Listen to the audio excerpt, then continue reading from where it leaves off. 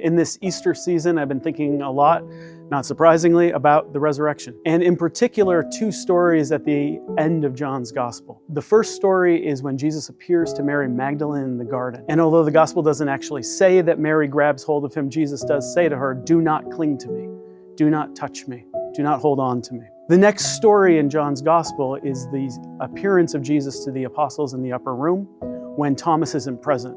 We know the story about the so-called doubting Thomas. He wasn't present. He shows up later, and the apostles say to him, "Hey, we've seen the risen Lord." And he looks around, the doors are locked, the window's locked, and he says, "I don't believe you." He says, "Unless I am able to put my hands in the wound on Jesus' side and my fingers in the wounds on his hands, I will not believe." Later on, Jesus appears to them again, sees Thomas, and says to Thomas, "Put your hand in my side. Put your fingers in my hand." And what strikes me about these two stories is that where in the garden, Jesus tells Mary not to cling to him. In the upper room, Jesus invites contact with his body. But that invitation with his body is not just to kind of hug him or embrace him. The invitation is to touch him in his wounds.